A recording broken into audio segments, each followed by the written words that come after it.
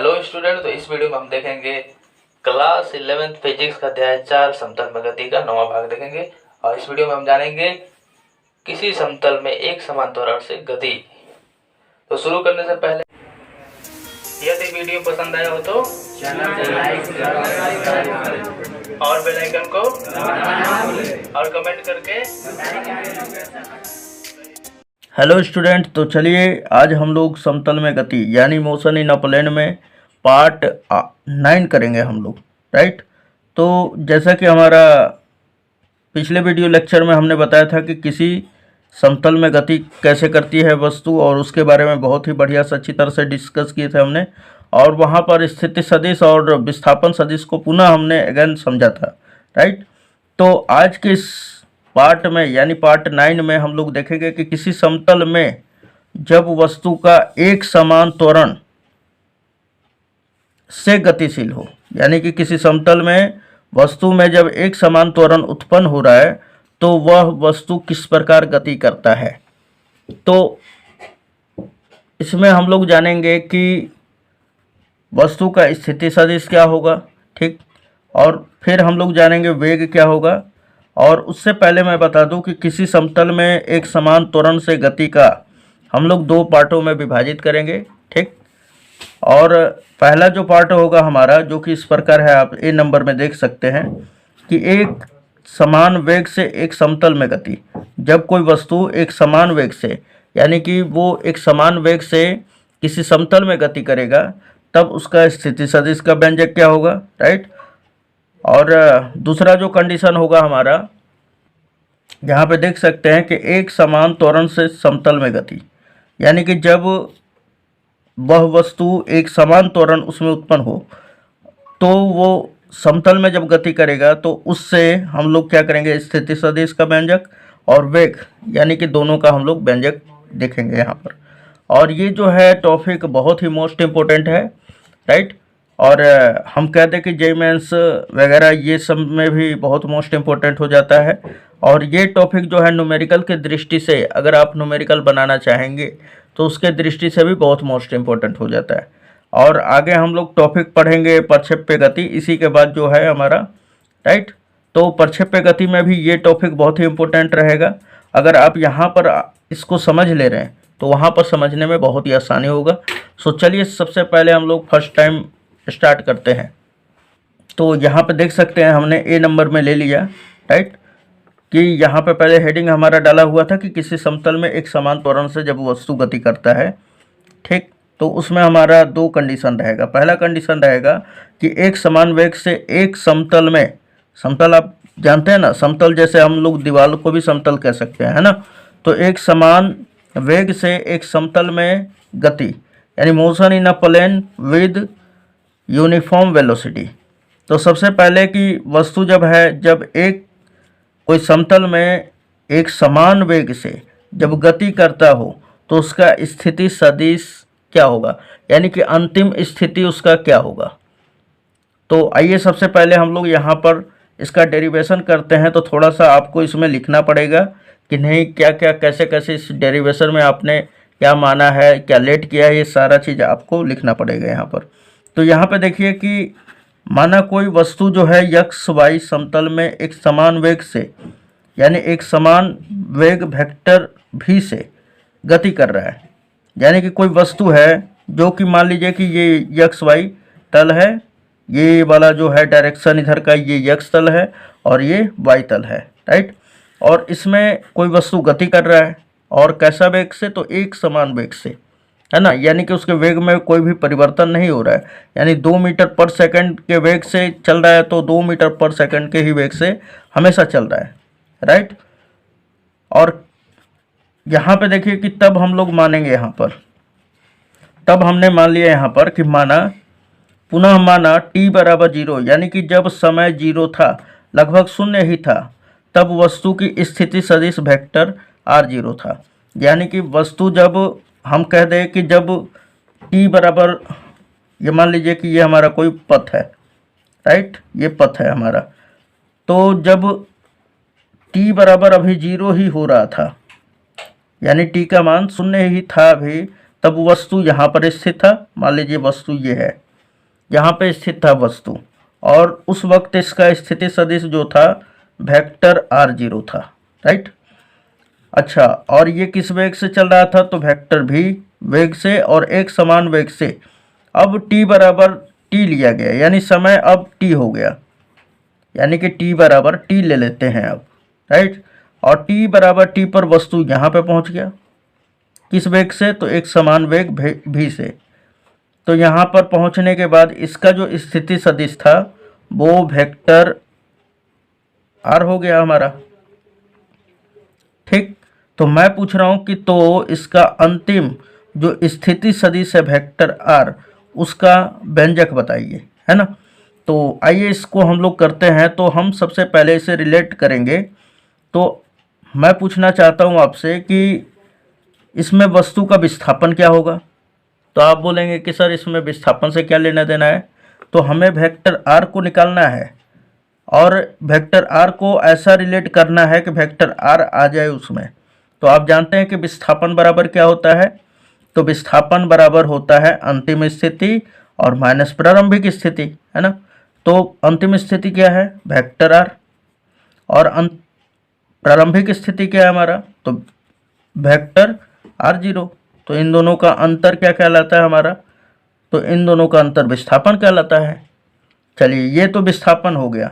अब बताइए कि समय क्या लगा है? तो पहले था 0 और अंतिम था कितना? t। तो हम बोले कि इन दोनों का अंतर क्या होगा? तो आप बताइएगा, अंतिम था t और इसमें जो हमारा प्रारंभिक था 0, तो यानी कि t माइनस 0।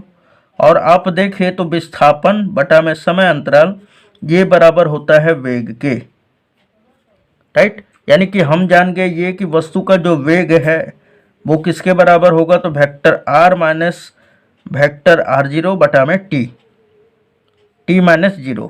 तो अब देखिए यहाँ से कि t में से 0 घटेगा तो ख़त्म कहानी। सो यहाँ पे फिर से अगर यहाँ पे देखा जाए तो मैं वही यहाँ पे लिखा हूँ। इतना लिख लेने के बाद अब यहाँ पे लिखिएगा कि तब वस्तु का वेग जो है वेक्टर v ये बराबर होता है vector r minus vector r0। अब यहाँ पे ध्यान दीजिएगा कि ये कैसे आया। तो यहाँ पे आप लिख सकते हैं विस्थापन बटा में समय अंतराल। अब देखिए विस्थापन किसे कहते हैं? तो फिर से मैं बता दूं, अंतिम स्थिति माइनस प्रारंभिक स्थिति। तो अंतिम स्थिति क्या है? वेक्टर r, और अंतिम स्थिति क्या है? वेक्टर r, और प्रारंभिक क्या है? तो वेक्टर r0। सो यहाँ पे क्या किया हमने? वेक्टर r माइनस r0 और बटा में t माइनस 0। अब देखिए यहाँ पर कि t में से 0 घटेगा तो ख़त्म कहानी। तो यहाँ पर वही हमने लिखा है वेक्टर v बराबर इतना। अब देखिए t को इधर भाग में और इधर आएगा तो गुणा में। सो यहाँ पे हमने लिख दिया वेक्टर v t बराबर, ये वाला बच जाएगा हमारा वेक्टर r माइनस r0, है ना। Vector r minus vector r0 इतना हो गया। हमें तो स्थिति सदिश चाहिए ना कि वस्तु कहाँ स्थित था, इसका स्थिति सदिश क्या था अंतिम। तो यहाँ पे हमने क्या लिखा? अब वेक्टर r का मान मुझे निकालना है। तो r0 जो है यानी कि वेक्टर r0 0, हम इसको वेक्टर r0 भी पढ़ सकते हैं या वेक्टर r0 भी पढ़ सकते हैं। तो ये माइनस में और इधर आएगा तो क्या हो जाएगा? प्लस में। सो यहाँ पे हमने क्या लिख दिया? वेक्टर r को हमने यहीं पे रहने दिया और वेक्टर जो माइनस r है उसको हमने इधर भेज दिया। तो ये माइनस में उधर गया तो प्लस में। तो यहाँ पे लिख दिया हमने वही vector r0 plus vector v t। और ये हमारा इस प्रकार क्या हो जाएगा? वेक्टर r का व्यंजक क्या होगा? Vector r is equal to vector r0 plus vt, right.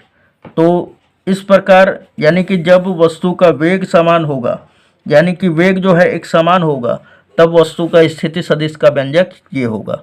आइए अब हम लोग कहते हैं कि जब वस्तु में त्वरण ही एक समान हो, उत्पन्न हो, तब उसका स्थिति सदिश और वेग का व्यंजक क्या होगा, ये हम लोग जानने का कोशिश करते हैं। तो यहाँ पे सबसे पहले मैं बता दूँ आपको, ये है हमारा दूसरा कंडीशन, यानी कि बी नंबर में एक समान त्वरण से समतल में गति। जब कोई वस्तु में एक समान त्वरण उत्पन्न हो और वो समतल में गति करे, तब क्या क्या तब कैसे उसका स्थिति सदिश हम लोग ज्ञात करेंगे और वेग कैसे ज्ञात करेंगे, इसका व्यंजक हम लोग यहाँ पे देखेंगे। तो यहाँ पे देखिए कि motion in a plane with uniform acceleration. तो यहाँ पर देखिए सबसे पहले कि वही चीज़ यहाँ पर भी लिखेंगे कि बस माना कोई वस्तु एक्स वाई समतल में एक समान त्वरण वेक्टर ए से गतिशील है, यानी कि वस्तु में जब त्वरण जब t बराबर 0 था तो वस्तु यहाँ से गतिशील हो गया और उसमें त्वरण क्या उत्पन्न हो रहा है, तो वेक्टर ए उत्पन्न हो रहा है। और फिगर सब यही होगा। अगर आपको फिगर बनाने का मूड कर रहा है तो यहाँ पे बना भी सकते हैं, वरना नहीं भी बनाएंगे फिर भी चलेगा। तो आपकी मर्जी, समझने के लिए बनाना होगा तो यहाँ पे बना लीजिएगा, राइट। अब देखिए यहाँ पर कि और माना समय t बराबर 0 पर वस्तु का वेग। चलिए अलग से हम लोग फिगर इसका बना लेते हैं, राइट। तो यहाँ पर देखिए, यहाँ पे मैं बना देता हूँ कि कोई वस्तु है, मान लीजिए कि ये हमारा चल रहा है वस्तु, है ना, ये हमारा पथ है उसका। और जब t बराबर 0 था तो वस्तु यहाँ पे था। यहाँ पे लिखा गया है कि और माना समय t बराबर 0 पर वस्तु का वेग वेक्टर u, यानी कि प्रारंभिक वेग जो है वेक्टर u है, ठीक। और वस्तु जो है t बराबर t पर, यहाँ पे देखिए, तथा समय t पर वस्तु का वेग वेक्टर भी हो, तब वस्तु का त्वरण क्या होगा। तो हम बोल दें कि t समय बाद वस्तु यहाँ पे पहुँच जाता है। कितने समय बाद, तो t बराबर t समय पर। और इस वस्तु का वेग क्या हो जाता है, तो वेक्टर भी हो जाता है। चलिए, यानी कि प्रारंभिक वेग दे दिया और अंतिम वेग भी दे दिया। तो अब बताइए यहाँ पर कि तब वस्तु का त्वरण क्या होगा, जो इसमें उत्पन्न हो रहा है त्वरण, जब वस्तु यहाँ से यहाँ तक जा रहा है एक समान त्वरण उत्पन्न होगा। और मैं पूछूं कि ये एक समान त्वरण क्या होगा, तो त्वरण का परिभाषा क्या होता है कि त्वरण बराबर होता है हमारा वेग परिवर्तन। क्या होता है दोस्तों, वेग परिवर्तन और बटा में समय अंतराल, राइट। अब यहाँ पे देखा जाए तो वेग क्या है, तो वेग हमारा है प्रारंभिक वेग u और अंतिम वेग v, है ना। इन दोनों में परिवर्तन क्या हो रहा है, तो हम बता दें कि वेक्टर v यानी कि अंतिम वेग माइनस प्रारंभिक वेग। तो अंतिम वेग क्या है, वेक्टर v, और माइनस प्रारंभिक वेग क्या है, वेक्टर u। तो इन दोनों का अंतर ही क्या कहलाता है, वेग में परिवर्तन। और बटा में समय अंतराल किसको सूचित करता है, यानी दो समयों के अंतर को हम लोग समय अंतराल कहते हैं। तो अब बताइए कि प्रारंभिक समय कितना था, t बराबर 0, और अंतिम कितना था, t।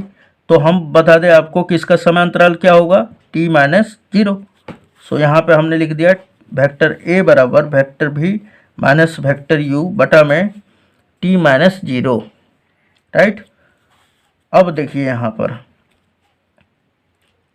अब t में से जब 0 घटाते हैं तो t ही बचेगा। तो हमने वही यहाँ पे लिख दिया है पूरा एज इट इज, उसी तरह उतर गया। अब t को इधर भाग में है और इधर जाएगा तो क्या होगा, गुणा में, यानी कि ये हो जाएगा वेक्टर at बराबर ये v माइनस u, उसी तरह एज इट इज उतर जाएगा।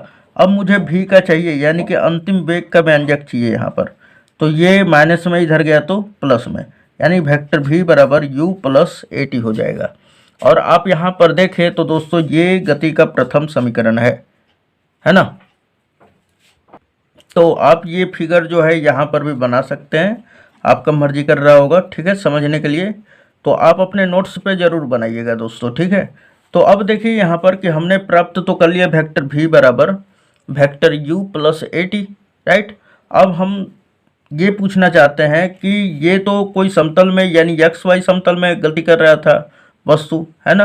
तो मैं पूछना चाहता हूँ कि एक्स एक्सिस में उसका वेग क्या होगा, यानी मैं पूछना चाहता हूँ इसको घटकों के रूप में वियोजित कीजिए।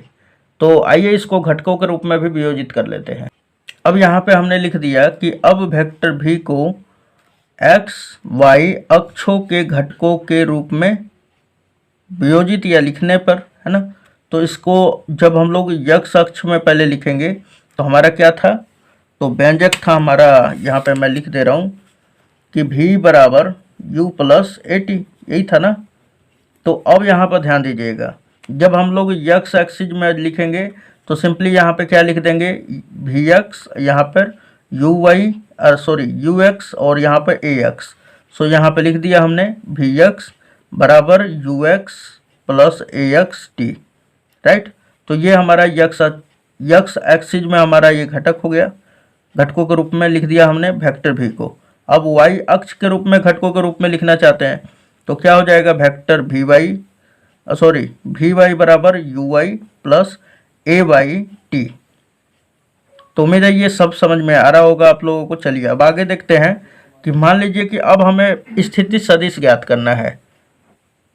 अब आप सोच रहे होंगे कि स्थिति सदिश तो सर ऊपर आप ज्ञात किए, फिर ये क्यों? तो मैं बता दूं, वो हमारा जब वेग एक समान था तब हमने स्थिति सदिश ज्ञात किया था। अब यहाँ पर चूंकि वस्तु का त्वरण ही एक समान है तो उस वक्त उस स्थिति में आपका हम कह दें कि स्थिति सदिश क्या होगा, उसका व्यंजक अब हम लोग यहाँ पे देखेंगे। तो यहाँ पे हमने लिखा कि अब पुनः स्थिति सदिश वेक्टर आर के लिए, अब जो ये डेरिवेशन करेंगे हम लोग स्थिति सदिश वेक्टर आर के लिए करेंगे, ठीक। तो यहाँ पे हमने लिखा कि माना t बराबर 0 तथा t बराबर t समय पर वस्तु का स्थिति सदिश r0 वेक्टर r0 तथा वेक्टर r है। वही चीज़ें जो पीछे वाला प्रीवियस में हमने बताया था, है ना, कि माना प्रारंभ में यानी कि जब समय शून्य हो रहा था तब उसका स्थिति सदिश वेक्टर r0 और जब समय t हुआ तो उसका स्थिति सदिश क्या हुआ, वेक्टर r। और इन्हीं क्षणों यानी उसी समय पर वेग जो है वेक्टर u तथा वेक्टर भी है, यानी प्रारंभिक वेग u और अंतिम वेग क्या है, तो वेक्टर भी है, जो कि यहाँ पे आप देख सकते हैं। तब विस्थापन बराबर क्या होता है, तो यहाँ पे ध्यान दीजिएगा। अब देखिए औसत वेग, यानी कि अगर मैं औसत वेग को भी ए भी से सूचित कर दूं तो औसत बराबर क्या होगा, तो विस्थापन बटा में समय अंतराल क्या होगा। सिंपली हम यहाँ पे क्या रख देंगे, विस्थापन, यानी कि हम बोल दें कि विस्थापन को यश से सूचित कर दें और बटा में समय अंतराल। समय अंतराल क्या हो जाएगा दोस्तों, तो मान लीजिए यहाँ पे समय ही लिख दे रहा हूँ मैं, कैपिटल टी। अब देखिए यहाँ पर कि मैं पूछना चाहता हूँ तो विस्थापन बराबर क्या होगा। विस्थापन अगर मेरे को निकालना है तो समय इधर गुणा में इधर जाएगा, तो सॉरी यहाँ पे भाग में इधर आएगा तो गुणा में हो जाएगा। तो यश बराबर क्या हो जाएगा, वी टी, यानी वी ए भी और गुणे टी हो जाएगा। कहने का मतलब है विस्थापन बराबर औसत वेग गुणे समय अंतराल, है ना। तो यहाँ पे हमने वही लिखा है, विस्थापन बराबर औसत वेग गुणे समय अंतराल। चलिए विस्थापन क्या होगा दोस्तों, तो वस्तु का स्थिति प्रारंभ में क्या था, तो r0 और अंतिम क्या था, वेक्टर r। तो अब बताइए विस्थापन क्या होता है, अंतिम स्थिति माइनस प्रारंभिक स्थिति, अंतिम स्थिति क्या है, वेक्टर r, और माइनस क्या हो जाएगा, वेक्टर r0। सो यहाँ पे हमने वही लिखा है, विस्थापन बराबर क्या हो जाएगा, vector r minus vector r0 बराबर औसत वेग।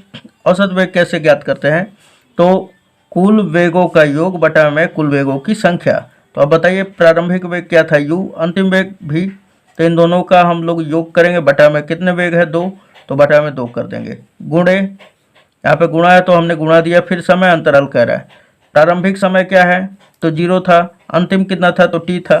तो दो समयों के अंतर को ही हम लोग समय अंतराल कहते हैं। तो अंतिम समय हमारा t है और प्रारंभिक 0 है, t माइनस 0 कर देंगे, राइट। तो ये आ जाएगा हमारा समय अंतराल। चलिए इतना कर लेने के बाद अब यहाँ पे देखिए दोस्तों, चूंकि अभी हमने क्या सिद्ध किया कि v बराबर क्या होता है, u प्लस ए टी। सो यहाँ पर v बराबर हम क्या रख देंगे, u प्लस ए टी। तो देखिए यहाँ पर ये वाला हमने उसी तरह उतार दिया है, u को हमने u लिखा, फिर प्लस, तो प्लस v के जगह पे क्या लिख दिया, u प्लस ए टी, यहाँ पे लिख दिया हमने u प्लस ए टी, और बटा में जैसा कि 2 है तो 2 लिख दिया। और t में से 0 घटाएंगे तो क्या बचेगा, t बच जाएगा, राइट। चलिए आगे देखते हैं हम लोग, ये वाला एज इट इज उसी तरह उतर जाएगा, u प्लस यू 2u, और ये प्लस का 80 है, 80 हो गया, बटा में क्या हमारा 2 है, ये गुणे t। ध्यान से देखिए, अब मैं ये 2 को क्या कर रहा हूँ, अंदर में ले रहा हूँ, यानी कि 2u बटा में 2 प्लस 80 बटा में 2, और ये गुणे t तो बाहर ही रहेगा। सो यहाँ पे हमने लिखा, इसको उसी तरह लिख दिया, और यहाँ पे लिख दिया हमने 2u बटा में 2 और प्लस, यहाँ पे प्लस है तो प्लस दिया 80 और बटा में 2। अब ये लिखने से कोई मान में परिवर्तन नहीं आता दोस्तों, 2 और 2 का एलसीएम लेंगे तो 2 ही आ जाएगा। फिर ये सिंपली इन दोनों के हर में दोनों का बराबर ही है तो क्या हो जाएगा, अंश सिंपली जुड़ जाएगा दोनों, है ना, तो फिर वही आ जाएगा बात। लेकिन ये पीछे किए हैं क्या, कहें कि हमें व्यंजक के पास पहुंचना है ना, तो 2 से 2 कट जाएगा, हमारा क्या बचेगा u, और u बचा है और इस t का गुणा कर देंगे तो क्या हो जाएगा ut। फिर प्लस है तो प्लस यहाँ पे दिया हमने 1/2 लिख दिया, उसके बाद 80 में हम t का गुणा करेंगे तो 80 स्क्वायर हो जाएगा, राइट। तो यहाँ पे देखिए कि ये हमारा विस्थापन बराबर ut प्लस हाफ 80 स्क्वायर आ गया है, राइट। लेकिन हमें तो चाहिए तो वेक्टर r ना, तो यहाँ पे वेक्टर r के लिए क्या करेंगे, ये माइनस में है सिंपली, खाली केवल इधर भेज दीजिएगा तो प्लस में हो जाएगा। और यही क्या हो जाएगा हमारा स्थिति सदिश, यानी vector r is equal to vector r0 plus ut plus half 80 square, right. तो इस प्रकार हम लोग स्थिति सदिश का व्यंजक ज्ञात कर सकते हैं, कब, जब वस्तु में एक समान त्वरण उत्पन्न हो, है ना। तो यहाँ पे देखिए एक स्पेशल केसेज बन जाता है। अगर मैं बोलूँ कि यदि t बराबर, यानी कि जो समय है वह ही शून्य हो जाए, यानी कि t ही शून्य हो जाए, ठीक, तो फिर क्या हो जाएगा, तो यहाँ पे शून्य हो जाएगा जब, यहाँ पे हमने लिखा स्पेशल केसेज, यानी विशेष स्थिति हो जाएगा यदि t बराबर 0 हो, तब क्या होगा, तो यहाँ पे t का मान 0 रखेंगे, u के साथ गुणा होगा 0 का तो 0 हो जाएगा, फिर यहाँ पे भी t है तो ये पूरा पोर्शन 0 और ये भी 0, तो बचेगा क्या, वेक्टर r बराबर वेक्टर r0, यानी अंतिम स्थिति और प्रारंभिक स्थिति दोनों क्या होगा, इक्वल हो जाएगा, यानी वस्तु वहीं पर ही स्थित रहेगा, है ना। तो यहाँ पर वही लिखा गया है कि यदि t बराबर 0 हो तब वेक्टर r बराबर जो है वेक्टर r0 होगा, राइट। अब हम लोग इस स्थिति सदिश को x घटकों और y घटकों में हम लोग वियोजित करना चाहते हैं, है ना। तो सिंपली यहाँ पर देखिए आप, तो अब यहाँ पे देखिए दोस्तों कि अब वेक्टर r को x y अक्षों के घटकों के रूप में हम लोग लिखेंगे। तो सिंपली अब क्या करना है, जहाँ अब x अक्ष के घटकों में वियोजित करना है इसको, किसको, स्थिति सदिश को, तो जहाँ r है वहाँ पे क्या लिख देंगे x, यहाँ पे r0 है तो यहाँ पे क्या लिखेंगे x0, और उसके बाद यहाँ पर क्या लिखेंगे प्लस, तो प्लस दिया हुआ है, यहाँ पे uxt हमने लिख दिया uxt, फिर प्लस देखिए प्लस 1/2, यहाँ पे ax लिखेंगे t square, plus 1/2 ax t square, right. उसी प्रकार y अक्ष के घटकों में वियोजित करेंगे तो क्या हो जाएगा, तथा y बराबर, जहाँ हमारा वेक्टर r है वहाँ पे क्या लिख देंगे y, और यहाँ पे बराबर y0 प्लस u, यहाँ पे ut है तो यहाँ पे क्या लिखेंगे uyt हमने लिख दिया, फिर प्लस है तो प्लस हमने लिखा, यहाँ पे लिखा हुआ है 1/2 a, तो यहाँ पे हम लोग क्या लिखेंगे 1/2 a/t स्क्वायर, सो यहाँ पे हमने वही लिखा है, राइट। तो उम्मीद है ये पूरा का पूरा समझ में आया होगा। चलिए, अर्थात इससे क्या स्पष्ट होता है, तो अर्थात एक समतल में गति को दो अलग अलग एक विमीय एक समान त्वरित गतियों के रूप में जो एक दूसरे के लंबवत हैं माना जा सकता है। अर्थात कहने का मतलब है कि बोल रहा है कि एक समतल में गति को, जब कोई वस्तु एक समतल में जब गति करता है तो इसे दो अलग अलग एक विमीय, यानी कि हम कह सकते हैं आपको, जैसे कि यहाँ पर कोई समतल है हमारा, हमने बताया आपको कि एक्स वाई तल में गति कर रहा है, ये एक्स एक्सिज है और ये वाई एक्सिज है। तो हमने इसका स्थिति सदिश को पहले एक्स अक्ष में बताया, यानी कि एक विमीय, यानी हम बोलते हैं ये एक सरल रेखा में है, और ये दूसरा हमारा वाई अक्ष, ये भी एक सरल रेखा के रूप में है ना, और ये दोनों क्या है, एक दूसरे पर लंबवत है। तो हम किसी समतल में गति करते हुए, यानी कि एक समान त्वरण उसमें उत्पन्न हो, वस्तु को हम लोग अलग अलग एक विमीय एक समान त्वरित गतियों के रूप में जो एक दूसरे के लंबवत हैं माना जा सकता है, राइट। तो उम्मीद है दोस्तों ये पूरा वीडियो लेक्चर आपको समझ में आया होगा। यदि फिर भी कोई डाउट प्रॉब्लम और इशू आ रहे हैं इसमें, है ना। तो आप हमें कमेंट करके ज़रूर बताएं, ठीक। और ये जो है हमारा, हम कहते हैं टॉपिक, ये न्यूमेरिकल के दृष्टि से बहुत ही इम्पोर्टेंट है। और आगे हम लोग पढ़ेंगे प्रोजेक्टाइल मोशन, जिसे हम लोग प्रक्षेप्य गति कहते हैं। तो वो भी बहुत ही मोस्ट इम्पोर्टेंट हो जाता है टॉपिक।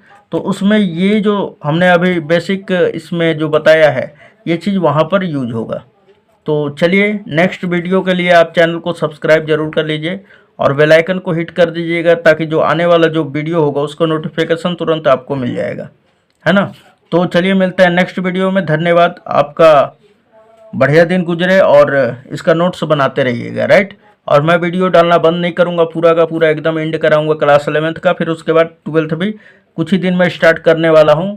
तो अगर आपके घर में कोई स्टूडेंट अगर 12th का है तो भी उनसे भी ये चैनल सब्सक्राइब करवा लीजिएगा, ताकि आपको सारा जो वीडियो है, यानी कि आप केमिस्ट्री का तो वीडियो फिलहाल में अभी डाला हुआ है, ठीक है। तो केमिस्ट्री का पूरा वीडियो आप देख सकते हैं, यानी कि क्लास 12th का। और आपका मैथमेटिक्स भी डाला हुआ है, वहाँ से आप प्रिपरेशन कर सकते हैं क्लास 12th वाला। और क्लास 11th का स्टूडेंट है तो ये पूरा का पूरा आपके लिए समझ लीजिए कि रामबाण की तरह ये सब सारा जो जितना भी कॉन्सेप्ट है हिंदी मीडियम का, है ना। और इसमें जो है आपको जेईई मेंस IIT लेवल तक का क्वेश्चन यहाँ पे कराया जाएगा। तो इस चैप्टर के लास्ट में हम आपको न्यूमेरिकल भी बहुत अच्छे अच्छे देंगे, राइट। तो चलिए, मिलते हैं नेक्स्ट वीडियो में। धन्यवाद।